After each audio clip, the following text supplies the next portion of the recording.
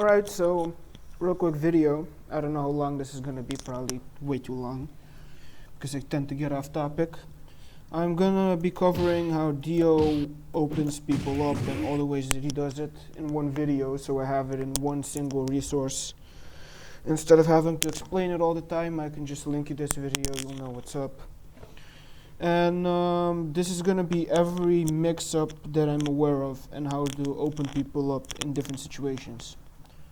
So the first, most obvious way DIO opens people up is by just hitting them. In lower levels, people don't block. You can just combo them with anything off of any normal. They'll just won't block. So you should focus on staying at a range where you can reach them. They can't reach you too well. As you can see, a lot of old Joseph's normals won't be reaching me very easily. Of course, this is old Joseph, so he has all the long ass normals. But you get what I mean. You are in your advantageous range, he isn't. Therefore, you are at an advantage. Therefore, you have a higher chance of hitting him, while he has a somewhat lower chance of hitting you. And DIO has many advantageous ranges. A lot of people think, oh, 2A, fast normal, want to be up close. Not always the case. I'll get into that later on. This range is really good, you can do this. This range is good, you can do this. If you stand a bit closer, if you stand a bit further away, you can even do this, which is not very easy to get used to, but it's a combo that I suggest you learn at some point. Maybe not right away, maybe not prioritize it, but it's a useful combo. I find it to be very match applicable. And that's about it for that part. So that's basically just neutral. That just takes experience. I can't teach you how to play neutral. You just have to figure it out on your own mostly. That's not a topic for this video. What is, however, is how do you open up someone once you have an advantage? You in neutral, you land this, you're right in his face, you're plus. He has to basically deal with you being in his face. What does he do? What are your options to beat it? So I picked old Joseph because he has a stand and he is pretty fucking big. He is the tallest croucher in the game. Pretty much anything you do will hit him crouching except for a few normals. This normal won't hit him crouching, I'm pretty sure. That doesn't matter, that's besides the point. What is, however, important is how do you beat him once he decides he is not going to get hit. He is going to start blocking, push blocking, all that. Now, on a lot of characters, particularly taller ones, up to about Vanilla Ice and taller, this is the thing you can sneak in. Does a chunk of damage, builds you a bit of meter, gets you out safely. Not a lot of people are going to punish that. In fact, I've pretty much never had it punished without me being an idiot and pressing a button right after. So this is pretty much safe in most instances. However, you get out, you're minus, you no longer have an advantage. Unless you're thinking of doing something else after it, like a demon. So you should really be mindful of when you're doing this, because this is usually going to end up in you resetting to neutral, but it's oftentimes a win because the characters which this does work on, it either it doesn't leave you at a disadvantage, so it's not a bad overhead. Think of it as like an overhead in Street Fighter where you land it, you're not plus, but you did get your damage, and you're still somewhat close. You're not in a horrible situation after it, but you're not in the greatest situation either. However, this is a bit more over the top because it's obviously an instant overhead, so it leaves you minus. And technically it is punishable on hit. Now this won't work on all characters, so you shouldn't be basing your time game plan off getting close, doing this a bunch of times, and then building up damage that way. That's just not sustainable. What you should be doing instead is you should be thinking of, okay, he is blocking, how can I get as much damage in while he's blocking? Stand-on moves deal a bunch of chip damage. they build up 1 damage per hit. And DIO's normals, his lights are particularly fast and advance pretty fast, so you'll be able to build up a bunch of chip just doing stuff like this, this on block, of course, because no one's gonna not react to this.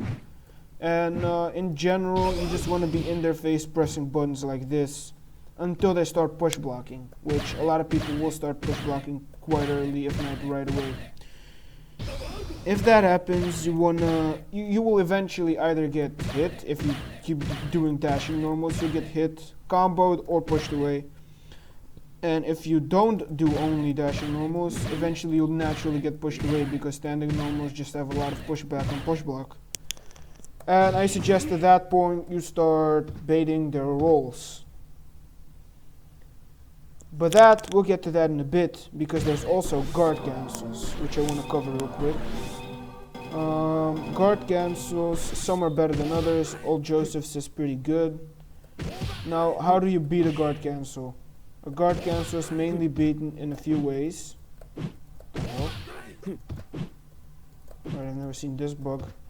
But the main way you're going to be beating guard cancels is by, let's say you're doing 2A, 2A, 2A, and on the third 2A, your opponent decides, alright, now I can guard cancel.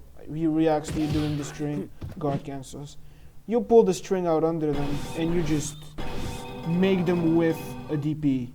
A DP basically S623A. Let's see. So let's say on the second 2A guard cancels, right? I just do only the first one. Now this is a bot which is doing it, so he's naturally not gonna whiff it because he has perfect inputs, frame perfect reactions. But a player here would whiff 63X, and depending on the character, if it's whole horse, he does glass in your face. You have ages to punish it. You just get into a full combo. If it's a character whose GC you can't punish, GC being guard cancel, like Rubber Soul, you are going to have to get a little bit more creative, because Rubber Soul's guard cancel is ridiculously fast and pretty safe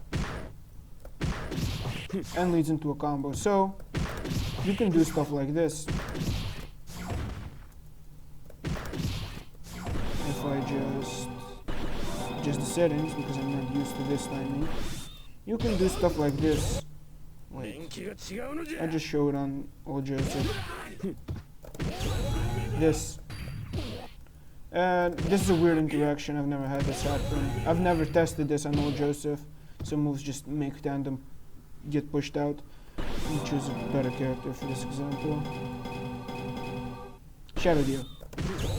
You do this, and you get a full combo. If you don't want to do that, just do this into a full combo. You get the point. Those are the two ways you punish guard cancels. So if you show your opponent, okay, you can't just guard cancel me, I'm gonna fucking kill you if you do, what do you do then? You start to make them scared of guard canceling, so they'll push block more. And there are ways to deal with push blocks. So obviously, a lot of characters can just bait push block and grab you while you roll. DIO cannot do that. So how do you bait someone into push blocking? How do you bait someone into rolling, rather? You do a string that you've done multiple times, but you pull the rug out under them. So let's say you've done this string a bunch of times, and they see you doing the stand 5A. You know that they will push block the dash in 2A, so you just don't do it. And what they'll see is the stand 5A, after which you've several times in a row done dash in 2A. They will push block it so that you get the hell out of their face, but they will not push block it because it's in fact not coming, and they will instead run right into you. They will roll in your face. What do you do in this situation? There's a lot of things. Now, most characters, they just do this, get it over with, get a grab.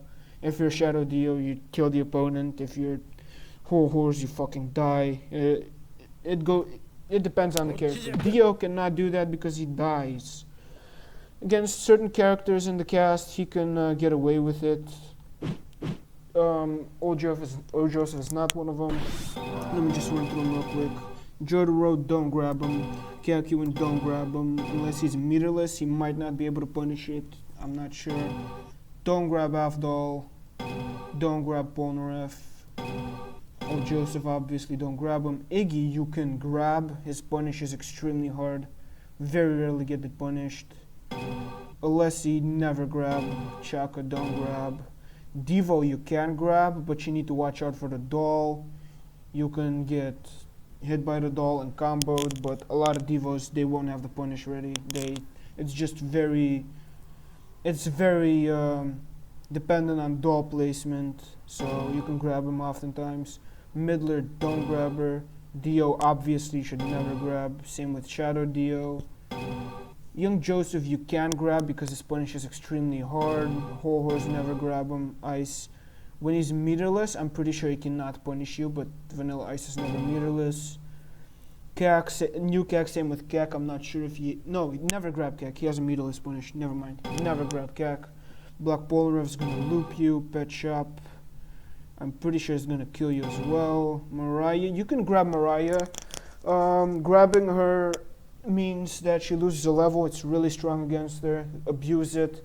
If she techs your grab, she still loses a level. Grab her a lot. You become a grappler against her practically. Hoingo, never grab him either. Rubber Soul, you can absolutely grab, and that's a really good idea against him because his role is pretty awkward. Khan, you shouldn't grab him either, and these are just fucking cut characters. We'll be talking about those. So, Dio gets you to roll in his face. What happens? Dio turns. Let's just put me in. I'll just put myself in standoff, for the sake of convenience. You could melee the roll, which won't work against all characters because some characters are invincible after their roll. Most notably Jotaro. Never melee Jotaro as a roll. Horse is another one that's invincible and pretty hard to melee. But in general, you melee it. He blocks it, you're back in the same situation. What you can do is this. You walk through them, and you melee them on the other side. You cross through them. You can do this either by walking, by dashing, or if they're in your face, you expect them to roll, you can jump back with them and do this, which is an insane mix-up. Jump back overhead or cross up low. It's just a horrible situation to be in as the roller. And this, even doing this early and whiffing it and then doing 2A sometimes gets you on the other side. You can mix up the way you jump. It's really messed up to deal with. If you want a left-right, which I suggest, this is what you go for. If you want a standard high-low, you can melee the roll with 236C, which you've probably seen a lot of highlights of. Looks really flashy. It's a big commitment, so it's a big commitment, so it looks way cooler than it actually is because it's pretty easy to do. It won't work on some characters, but it's really good because it gives you a full bar meter and a knockdown, which can lead into another 236C mix-up, which is also really strong. Another thing that I've done is this, which is you run through them and then you obviously push blocking perfectly, but this will also hit a lot of people, but this is more of a thing you do to show off. It's not very practical. So this is how you basically deal with rolls, but let's say your opponent starts guessing correctly or he has invincibility on his rolls. He will start to block your stuff, or you meeting him just won't work because he goes through it, and you can basically not meet him at all. What if you were also invincible, so you had to block, because your invincibility lasts longer than his? Well, that's where this comes in. This is an unblockable tandem, and that's the main reason I was gonna make this video initially. How you do it is you tandem and you do 2A, and this is very, very important.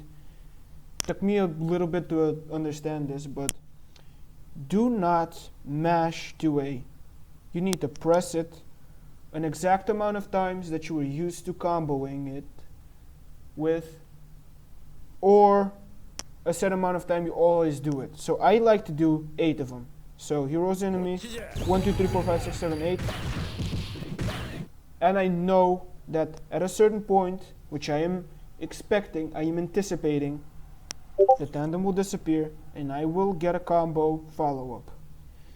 If you mash it, you do not know how many 2As there are in your tandem, and you will have to react to your tandem disappearing and follow it up with a combo. Which, fine, if you can do that, sure, go for it. But it's not worth it because it does like 5 more damage, makes your combo a lot harder for no reason, and due to you having to react, you are pushed further out from your opponent and some follow-ups may fall out. So just stick to a few. I suggest 6 to 8. 8 is not a lot. You can most likely do it, but if you can't, 6 is more than enough. Let me do one with 6. Let me... I'm fucking it up right now. Yeah, 6 is more than enough. Even 4 can work. I did 4 in the start. So you want to do an even amount, I suggest, because it's just easier to work with. And upon you doing the tandem, a few things can happen. You can hold it for a while if their roll is extra slow. But what I suggest you do is you let go of it and instantly go into an overhead. How you do that is you hold up forward and you press jump in A. Don't dash jump, don't super jump, don't neutral jump. Hold up forward after the tandem flash. You see, I do it before the tandem flash ends, and I instantly just mash jumping A or press it. I prefer pressing, and you can mash it because it's really lenient. Jumping A does hit very low to the ground, so you can just mash it. I suggest still just pressing it with a timing. It's a good habit to have. And it'll guard break. You hit them, they get mad, you get a combo. You build meter, you win the round. Or at least you get a huge advantage into the round. That is how you basically abuse this mechanic. However, what if they don't roll? What if they don't push block? What if they say, okay, I'm way too scared of me getting punished for rolling, I'll just not push block. Well, there's 2 issues with that. One, if you're stand on, don't be eating chip, they'll still be eating a lot of damage and you'll be building meter in the meantime. B, if they don't push block, you can just do this. And they still eat an unblockable. That's basically what the meta game is. You force them to push block. If they don't push block, you get an unblockable. If they do push block, you bait it. They run into an unblockable. You still get the combo. Now, this is extremely good, but what if you do this and they push block it while you are in a tandem? So they anticipated, they correctly guess, and they push block. Let me actually push block. Now they read you correctly and they push block. And you tandem, you're pushed away, you're pretty far away. Now usually your opponent can just super and beat your tandem. You eat a super. There's not a lot you can do about it. You can cancel your tandem, but that's I'll go into that in a bit. You get pushed out, you're all the way here, you do a tandem. What can you do? You just saw me do it there.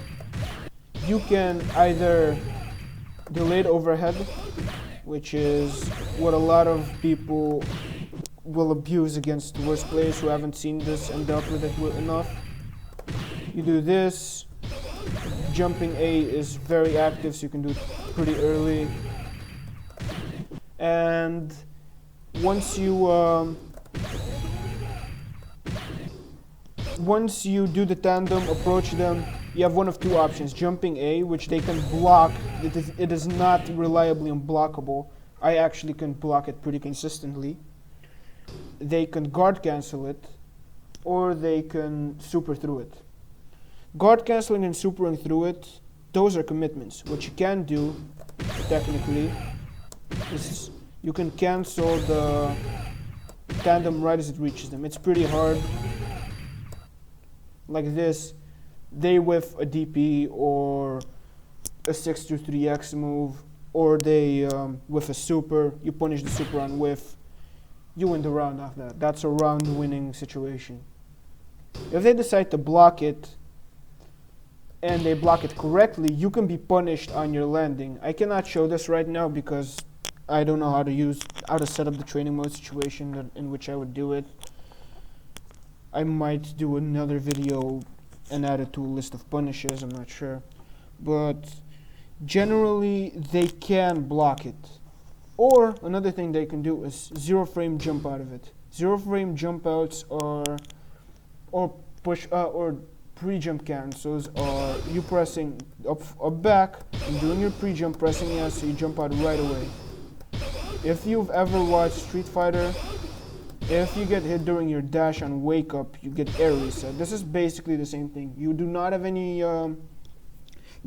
pre-jump, so if you get hit, you're airborne. They get like 20 damage max. It's pretty safe, and it's a middle ground between not having to guess and not taking a huge risk. Not getting a huge reward, but the risk is also minimal. So it's a low risk, low reward, that kind of thing. What you can do to stop that is this, which I really like doing, and a lot of people do not expect it. Just ground them with a low. Keep them grounded. When you do that, you keep them in block stun. And when they go to press up back, the tandem will catch up to them and hit them while they're holding up back. They will not be blocking low, they'll be hit by the tandem. You get a full combo.